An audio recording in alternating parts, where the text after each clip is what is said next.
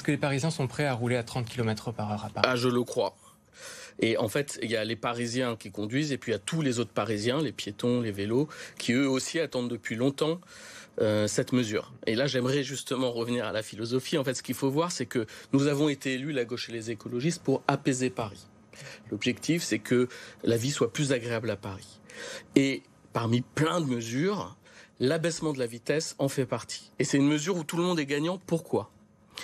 Les Parisiens, parce que ça fait moins de bruit, ça fait moins de pollution, ça fait moins d'accidents de la route, mais aussi les automobilistes.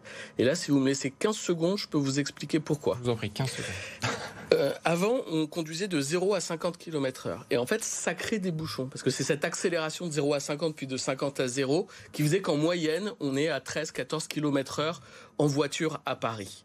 Lorsqu'on baisse à 30, l'amplitude et l'effet accordéon se diminuent. Et donc, il y a une fluidité du trafic. Et donc, le temps moyen de parcours est diminué. Même si la vitesse est diminuée. C'est contre-intuitif, mais c'est une bonne nouvelle pour les automobilistes aussi. C'est-à-dire que si aujourd'hui nous respectons les 30 km/h à Paris, il y aura peut-être moins d'embouteillages pour les Parisiens, les Franciliens ? Exactement. Et ça va fonctionner ? Eh bien ça, c'est... Toutes les études montrent, et dans les villes où ça a été mis en place, montrent que c'est le cas.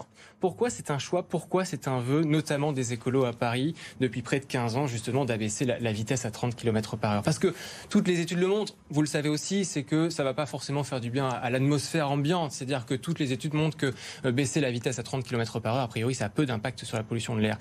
Mais c'est pour la santé publique. Vous évoquez la santé publique, notamment dans tous vos communiqués. C'est un tout. Il y a le bruit. Parce que ça concerne les voitures, mais ça concerne aussi les scooters. Le petit scooter à 50 km/h qui embête toute la rue, à 30, il l'embête moins. Vous voyez, il y a la pollution aussi. Il y a eu une étude qui est sortie. Paris, Respire, le CERMA aussi. Il y a cette étude-là qui dit, c'est difficile à mesurer.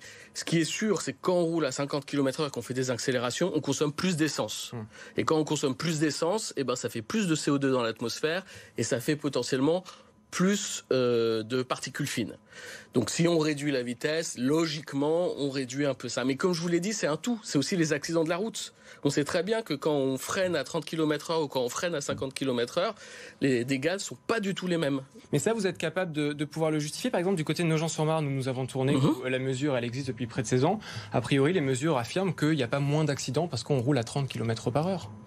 Il faudra le voir sur la durée, mais... 16 ans, c'est tout de même, on a quand même un peu de recul. Non, mais là, vous me prenez l'exemple d'une ville, je ne l'ai pas. Moi, j'ai lu plein d'études qui montrent que oui, encore une fois, si vous freinez à 30 km/h ou vous freinez à 50, il n'y a pas besoin d'être un ingénieur pour savoir que les risques sont plus importants. Mais ce que j'aimerais dire et qui est important, c'est que l'idée, c'est évidemment qu'il faudra moins de voitures à Paris, mais il faut offrir des alternatives. C'est une politique globale. Vous voyez, une politique globale avec des couloirs de bus, des couloirs de vélo. On élargit les trottoirs pour les piétons. C'est un tout que nous essayons de faire à Paris. En fait, on transforme la voirie à Paris. C'est la question que j'allais vous poser justement. Il y a les Parisiens qui n'ont pas franchement beaucoup de voitures, et puis il y a les Franciliens aussi qui travaillent à Paris. Qu'est-ce qu'on leur dit aujourd'hui à ceux qui ne prennent pas les transports en commun parce qu'ils sont en horaire décalé ou parce qu'ils ont besoin de circuler en voiture, en automobile, sur les chaussées franciliennes, parisiennes? Qu'est-ce qu'on leur répond aujourd'hui à ça? On leur répond, vous prenez votre voiture. L'idéal, c'est de la partager avec des collègues. Si vous allez au travail, remplissez la voiture à 3 ou à 4 plutôt que tout seul. Vous comprenez tout de même que c'est une mesure de plus qui peut exaspérer certains qui auraient dû arriver peut-être un peu plus tôt au boulot? Sur le principe, on leur dit qu'ils vont passer de 50 à 30. Je comprends que ça les inquiète.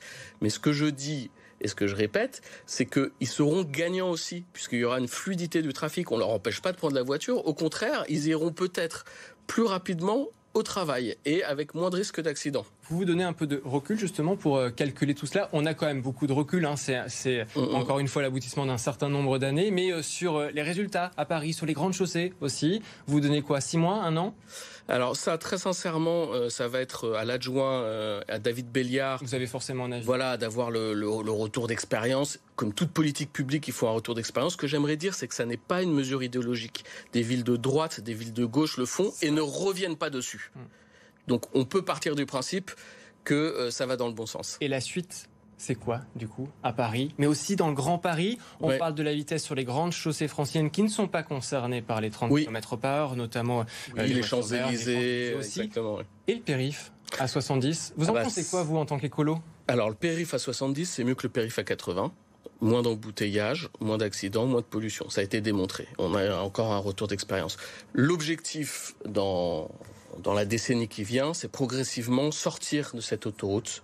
Il faut que le périph' devienne les maréchaux, pour le dire rapidement. Qui sont à 50 d'ailleurs. Qui sont à 50, et qu'on puisse penser Paris, non pas le Paris historique, mais véritablement le Grand Paris, qui a un bassin de vie.